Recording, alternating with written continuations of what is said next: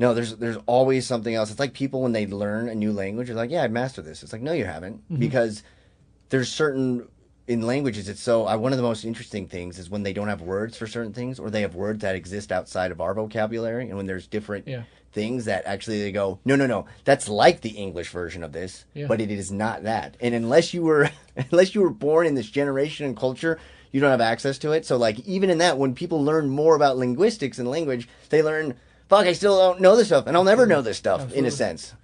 Well, that's why a great translator is an art and a science. Oh, I know. Really, you think about it just like as a almost computation. I take this thing and spit out this thing. Exactly. Which is literally Google Translate. And if you think that's what translations are, you're on the wrong part of the Dunning-Kruger curve. Yeah. Because seriously. it is poetry. It is science. It is trying to take words in a language that don't have one-for-one matches in this other language and trying to feel out, well, you know, especially like with the German language where they shove words together and stuff. It's like, okay, I'm translating this into English. I'm trying to get the gist of it. So if you're trying to like, let's say like trying to translate the poetry of Rilke or the phrase the gist of it from German to English, you're not just like translating an academic text. You're translating poetry, and poetry is this beautiful play on a language that uses its curves and its lyrical rhythm to make a thing. And so if you're trying to translate like people that translate poetry across languages,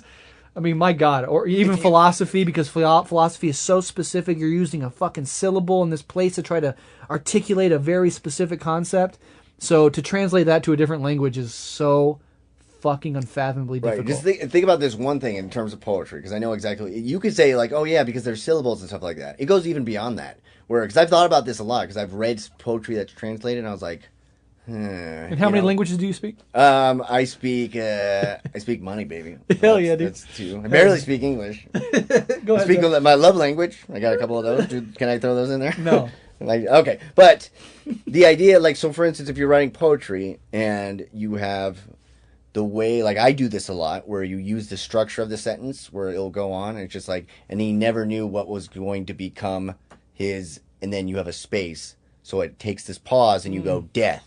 He never knew what was going to become. You look down, death, and you weren't expecting death. Right. You know, when you do that in another language, when the words are structured different, or sometimes you need two words for the type of death you're talking about, then even as you read it, because it's not just the syllables, it's also the structure of how you read the words. So in some languages, if you say a sentence and then he became death or whatever, in any sentence, the boy threw the red ball in the direction of his friend.